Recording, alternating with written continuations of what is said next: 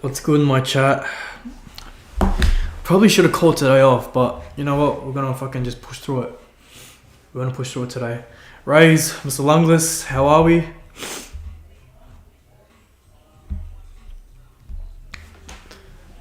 Chronicles, what's going on? 18 hours. Ellis, mate, you're back from your holidays. Welcome back, welcome back. Sora, Bencher, what's going on? Alright, boys. You know what? I probably should have called today off, but I'm just going to push through it. Alright, I'm just going to get straight into it. I'm not going to really do too much formalities, but I just want to get the content across today. Besh, what's going on? Danzel. Alright, so today we're just going to talk about overtrading. Alright, so everyone's pretty familiar with what that is. That's pretty much taking more trades than you'd like to, right? Lawrence, Kels, Twisty, what's going on? So let's start it from here. So we can all see this here at the bottom.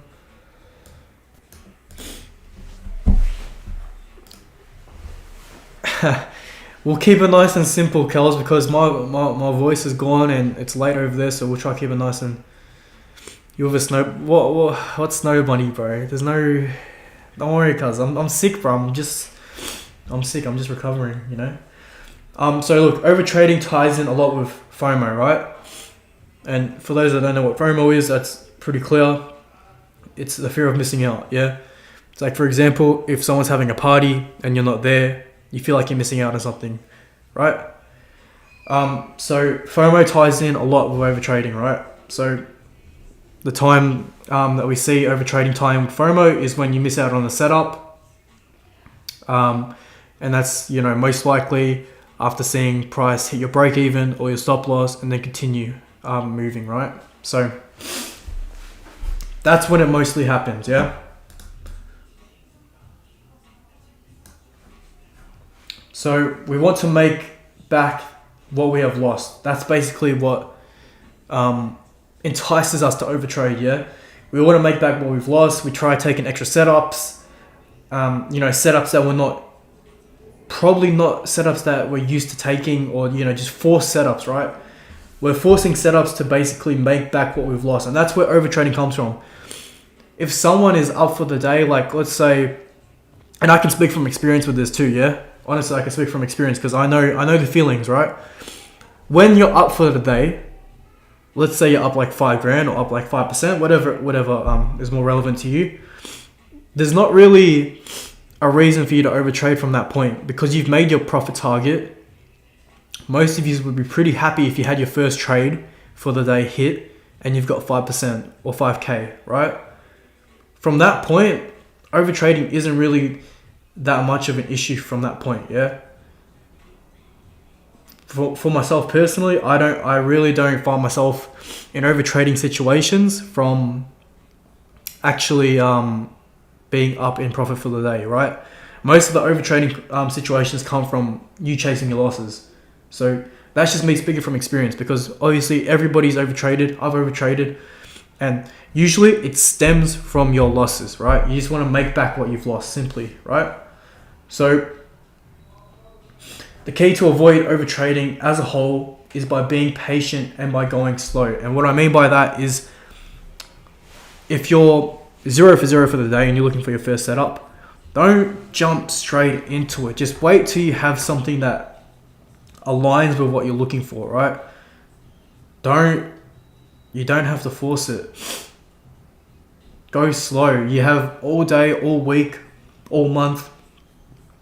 Because if you start going fast and you start going rapid fire with setups, okay, let me try take this, let me try trade that, it's gonna lead to overtrading, right? So if you go slow and be more selective and evaluate the whole setup as a whole, and there's some questions that I want you guys to put into your notes, right?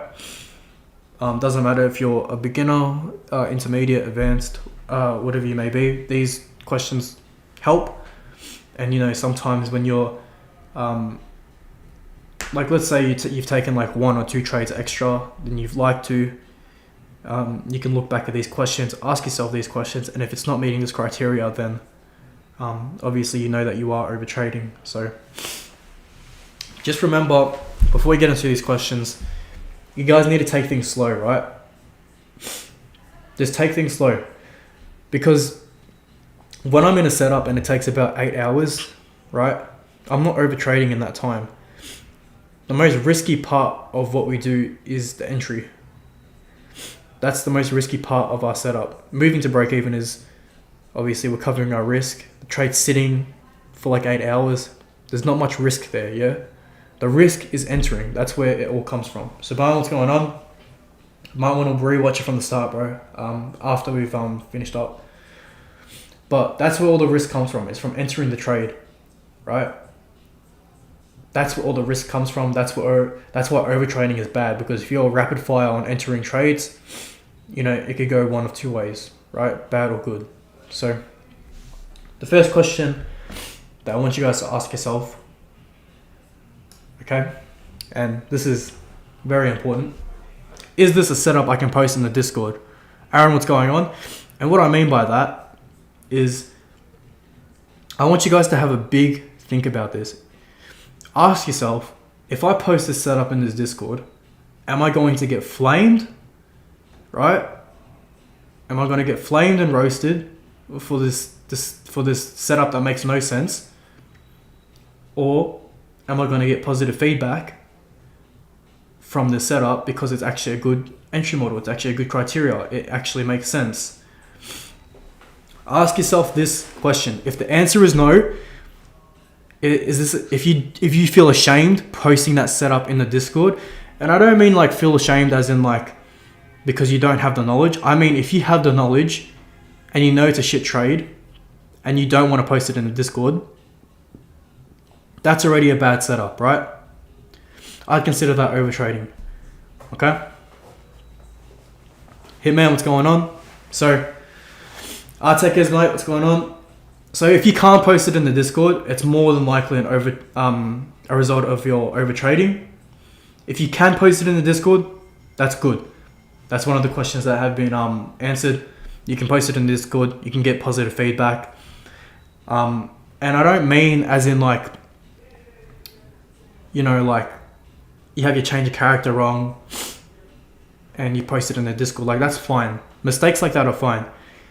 I mean like forced setups. Like just forcing setups that have no confirmation whatsoever. That's the type of setups that we get flamed and roasted in the chat, right? And sometimes you do need that, yeah? So don't be afraid to post your setup in the chat, but ask yourself this question if you feel like you're overtrading. Is this a setup I can post in the Discord? Carter, Jesse, what's going on? Okay, next one. Does this setup meet my entry criteria / entry model? RJ, what's going on? So for those of you that want to look at what my criteria is, and sorry if I sound under the weather, guys, like I'm not gonna miss the session today, but like I sound like fucking shit, so just bear with me. Entry criteria, yeah. This is what it looks like. This is what my one looks like anyway, right? It has to meet my criteria structure-wise, supply and demand-wise, liquidity-wise, and external factors. So back to this question. Does this meet my entry criteria? Have a look at your checklist. You can create your own or use mine and add your own stuff to it. So have a look at that. Does it meet my entry criteria? And if it does it also meet my entry model, right?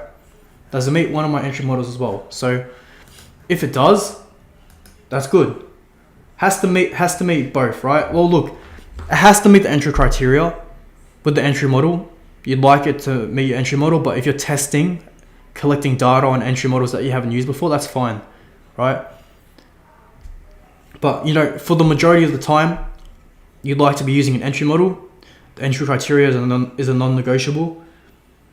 So again, if you're feeling like you're overtrading, ask yourself these questions. Is this setup meeting my entry criteria? Is it meeting an entry model? Have I seen this same sort of setup play out before? Cannolis, Lewis, Juicy, J-Man, Wild West. Yeah, I'm getting straight to the point with it today, Venture. So if you guys missed a little bit of it, just scroll back to the start after the live. But it's just today's just focused on overtrading, right? Addressing that.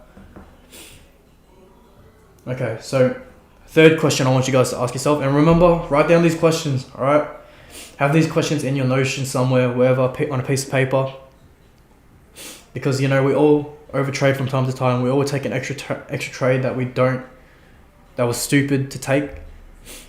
So this is not like if you're trading normally and you want to ask yourself these questions, like you can do that too. But I'm just saying, if you get into that realm where you feel like you're overtrading, this is the questions that I want you guys to ask yourself.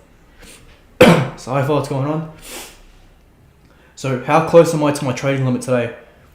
For me, it's 2%, right? 2% is my absolute max, and I can play around with that. I can go like 0.25% trade, right? 0.25% risk, and I can have more trades to play with for the day.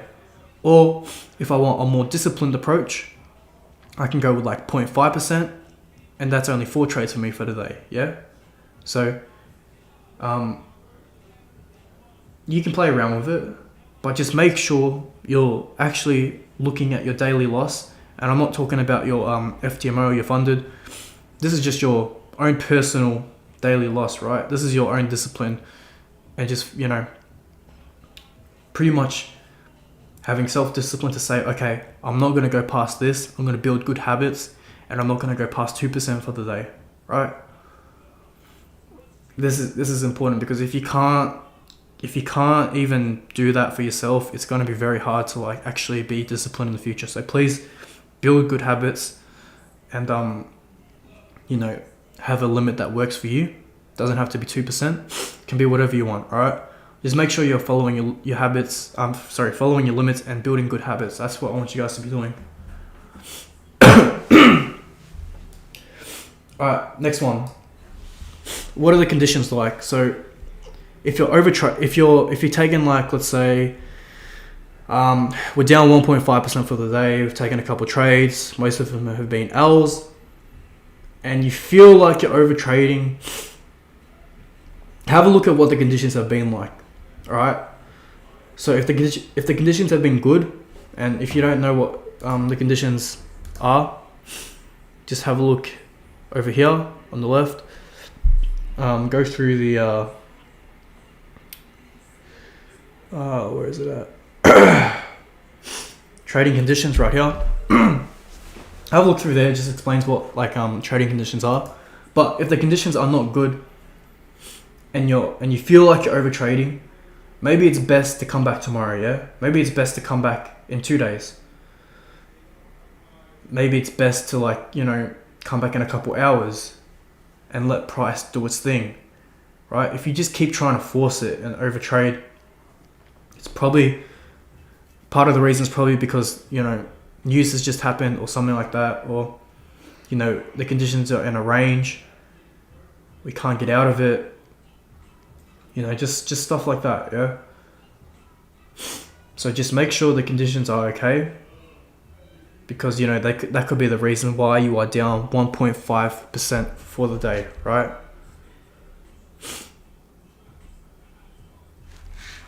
Okay. Next. Are we close to a red impact news event? So the reason why I want to bring this up is because that's important, yeah? Normally when we get close to these high impact events, it usually has an effect on price where it'll either make price really slow in anticipation for the news, or we'll be in the middle of a move or something like that, right? So you just want to be careful around high impact news events. The way that ties in with overtrading, let's say we are down 1.5% for the day, we've taken 3 straight L's in a row. Look at it like this. Is it better for me to probably extend my losing streak to 4 for the day with high impact news coming up? Or is it best just to sleep on it, come back the next day when there's no news, and the market's reset itself after the news and we've got proper structure forming? So it's the way I see it, it's best just to come in the next day. I don't really like to, it's, especially when you're down like that, it's not really, that's really a big gambling mentality, because you're down 3, you don't want to go down 4. So the way I see it, it's best just to sleep on it, come back the next day refreshed. And I would technically class that as overtrading. If you're down 3, you're 0.5, you're 1 trade away from your trade limit, and you want to try take the news, try get yourself out of it. I know, like I said before at the start, the reason why we overtrade is to get back our losses. And you just got to realize that it's probably best for you to mentally reset, come in the next day, rather than just trying to force it all in one night. Like, just chill out for a bit. Like, sometimes we get so caught up in these charts. There's a whole big fucking world out there, and if you distract yourself, just go out for a drive, get some food, come back the next day, you'll be fine, right? You'll thank yourself, because you're only going to be down 3% for the day, and that trade could have gotten slipped that you took before news. It could have gotten slipped. You could have lost 5%. Just stuff like that. It's better just to not take the risk and just be conservative with it. Alright, the next question I want you guys to ask yourself is, am I in a calm state of mind? So this is pretty important as well, and this can lead to overtrading. This is what I'll tell you guys a little anecdote. So back when I got my first funded, I think it'll be 3 years ago in September. So I got my first account 3 years ago, coming up in this September.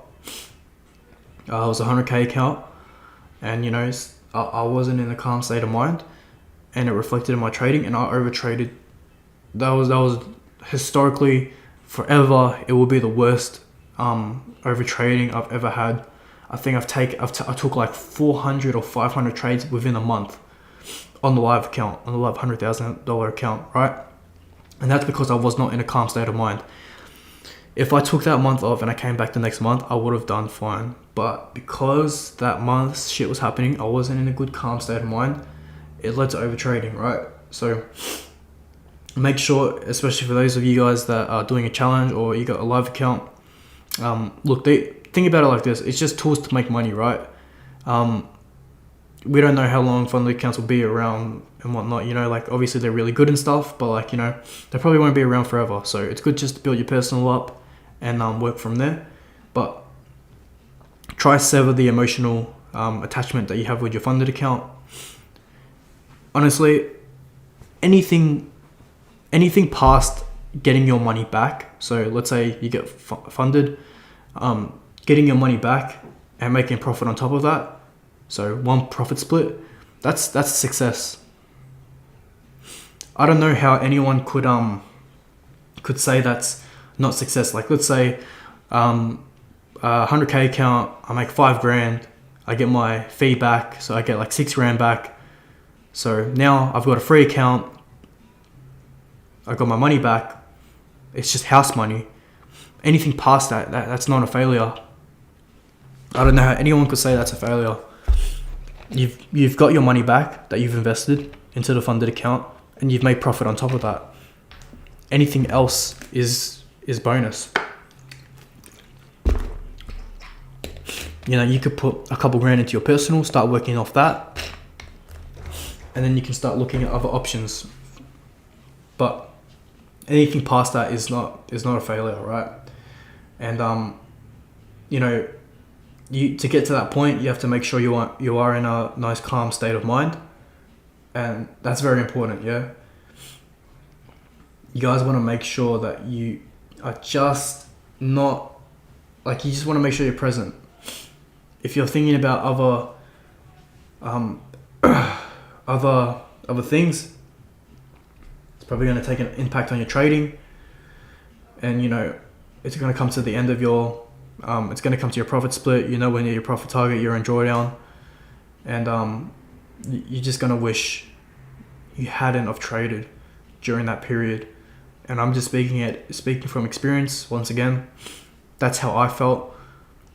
I had a bad month. If I didn't trade from the start of the month, like I was up 4%, right? And if I just stopped from there and came back the next month, it would have been a lot better for me.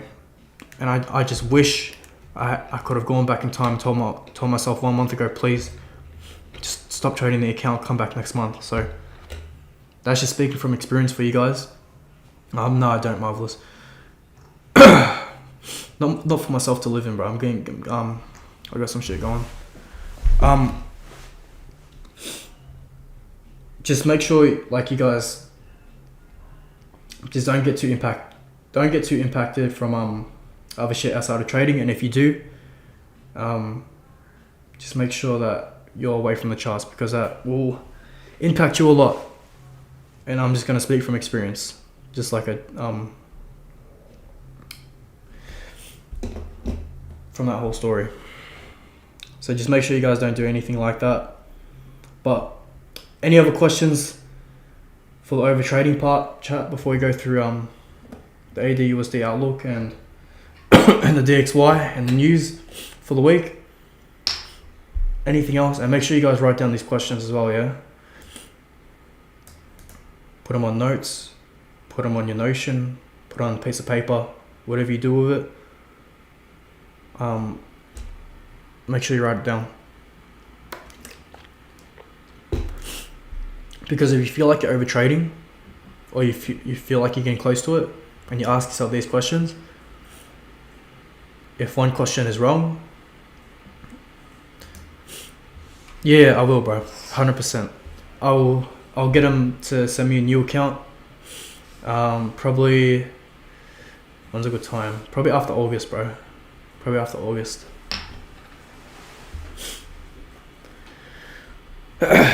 Any other questions about overtrading, chat? Before we have a look at the DXY, or was that okay? Is that okay for you guys?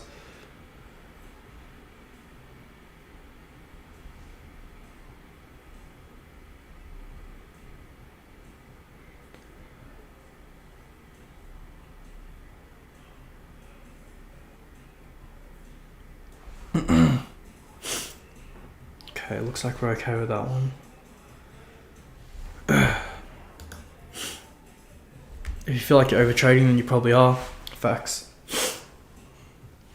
I feel like high impact news benefits people more or less, forces them into a break when they don't know they need it. Yeah, like I said, bro, it can go either way. But like, if you're already doing shit for the day or shit for the week or whatever, like it's not worth it. Like, fair enough if you're up 20% and you want to play around a little bit, like, that's fine. You've been doing good. You can leverage off your good week or good month or good day. But if you're down, you gotta do things the right way to get back to where you were.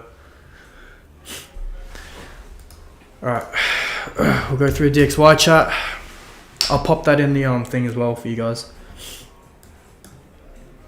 What are we thinking for DXY in the next coming week? They approached me, Viscera. They approached me.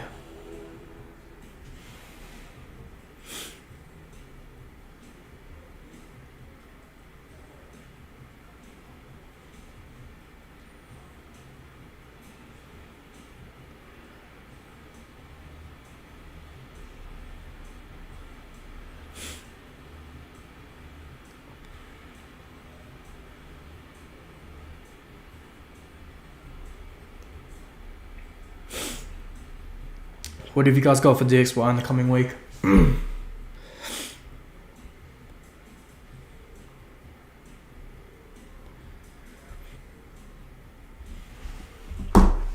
Let me know, chat.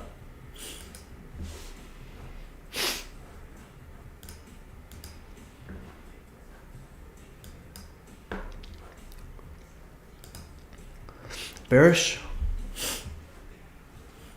I can see that, to be honest. I mean, like, at least like bearish, pullback, whatever you want to call it.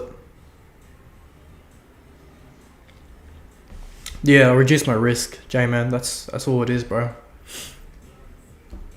I was risking 1%, a little bit more on on the personal, but I dropped it, bro. I dropped it to like 0.5, and now I do between like 0.25% and 0.5%. So it's gonna be less on my actual performance, but like obviously that's just because I've adjusted the risk.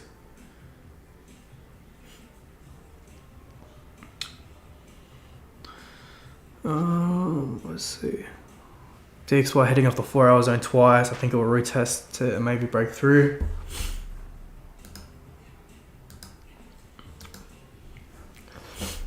I can't see it coming back lower, to be honest. I don't want to see how it goes. Can you explain, show us an example of 1 minute swing structure? Alright. All it is here, man, because like there's been a couple masterclasses on that, yeah. All you need is this resource. I don't know if your Discord name is Hitman. Hopefully it is. No. I'm just gonna do this. Have a look in the question and answers chat, because this is all what Spearsuit put in here. That's all it is. You don't really need to go too much in depth, because that's really all it is, to be honest with you. Got the same outlook, J-Man? Makes sense. I have watched Masterclass regarding this, but still can't wrap my head around it. Did you have a look? Okay. Did you have a look at the have you seen that chart before, going through the example? Have you seen that before, Hitman? Quick question. By risking, do you mean? By risking, I mean percentage. So it's like 0.25% of my account per trade, 0.5% of my account per trade, 1% of my account per trade. That's what I mean by that. That's the slang that Lewis. Just for future, when people say risking, it's usually referred to the percentage of their account that they risk per trade. Bullish for me, if there's a break structure after the 15-minute change character. So I'm guessing if this high goes, I'd probably be the same. Okay. Raise. Spamming W's. 0.5 is good, bro. 0.5 is good. It's good.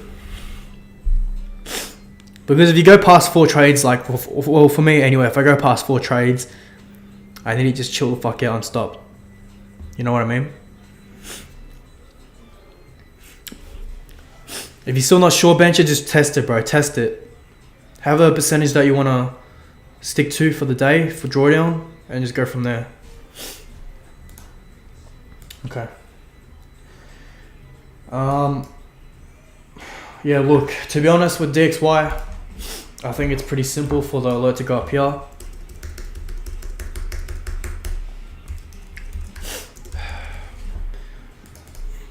And then if we get a move lower, then this is what it's going to be like after that internal breaker structure. So I'm just gonna work off this, to be honest. See what that gives us. Just on swing structure, if you zoom out, is there any swing? It depends what you're looking at. It's very subjective. It's what you're looking at, because some people could be looking at like a bigger sample size of the chart. It honestly depends on what you're looking at.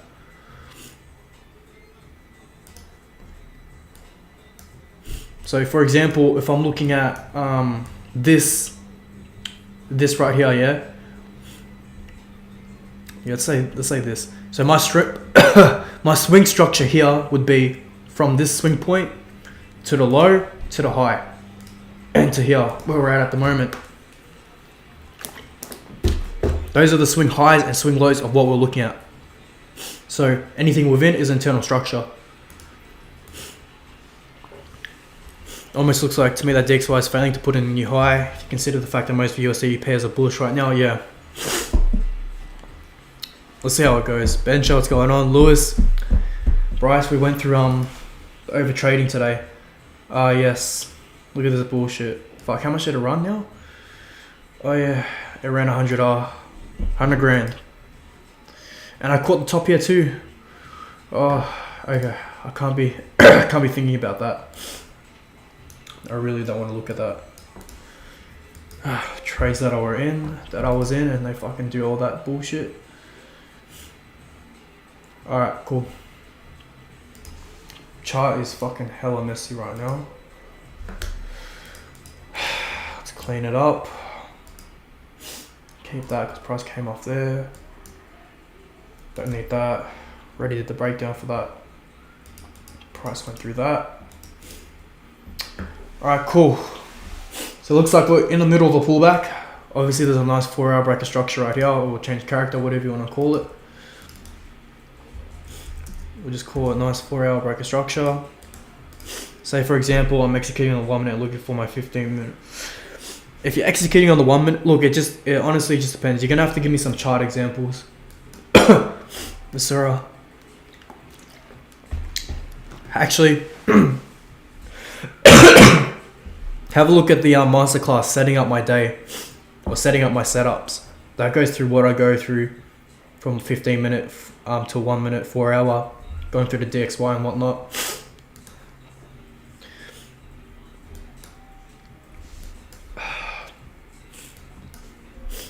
Look, this could keep dropping, but to be honest, I'm just gonna have my alerts here at this low.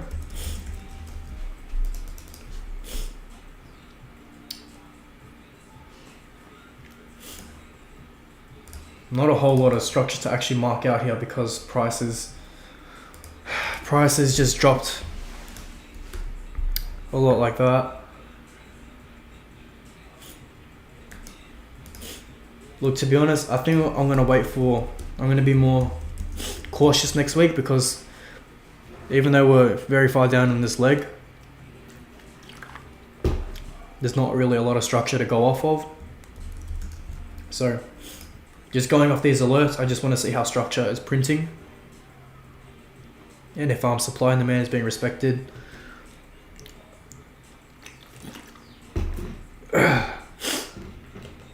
I just want to go from there, to be honest. Okay. So I think, look, for AUD/USD, there's not really a lot on the 4 hour to look at. I mean, look, at the moment, I guess if you want to mark this out, you can. It would be a valid zone. We are getting some sort of a reaction from it at the moment. So this zone can be sitting there as a placeholder, as I like to call it sometimes.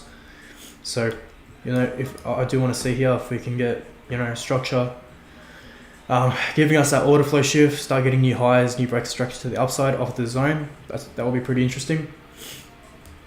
And I just want to have this here, move this a little bit lower under the demand. If this demand here fails, then this alert will go off.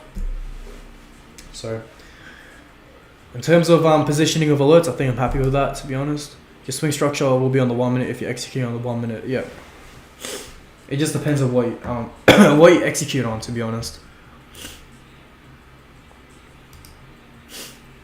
All right, let's have a look at the news for the week.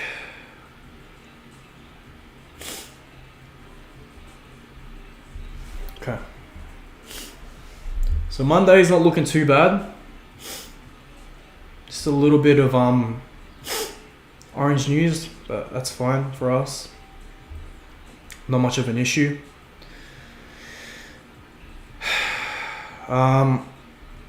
Tuesday, again, looking pretty fine for us.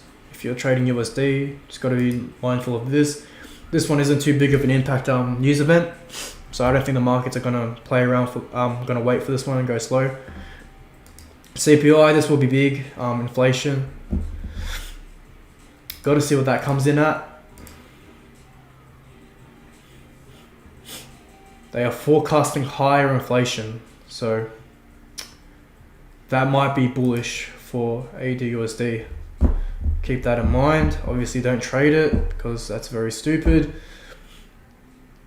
More high impact news later in that day, So Wednesdays are looking a bit. You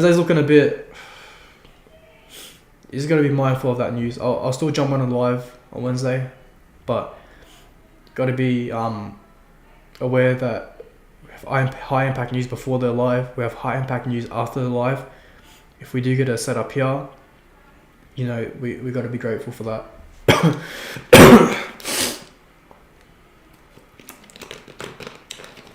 Thursday, more high impact news. During the day shouldn't be too bad, but during Asia, and Friday looks alright. So to be honest, chat, Wednesday probably looks the shittest out of them all, but I'm still gonna be on the live stream for you guys, so I'll still be giving it a whack. You can see UJ going higher. Yeah, me too, to be honest, just by looking at that. As it does my outlook from the other week. Had this one here, this one here. Yeah. Probably is, bro. Probably is. I can see that going higher, at least coming up here somewhere.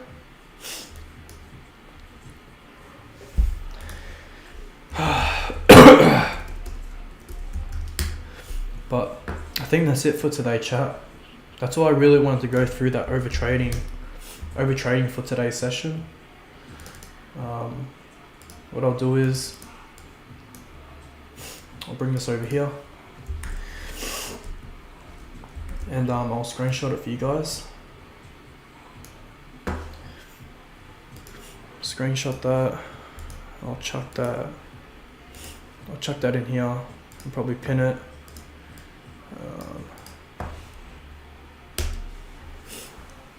I'll find a nice place to put that, but you guys can have that for now. If you guys want the text, make it easier to copy down, you can do this too. Some extra resources for you guys. But I think that's it for today, chat. I just wanted to get nice straight into the point today because I'm pretty sick. But I just want to get straight into it for you boys. Any questions for today, chat, before we wrap it up? Let me know.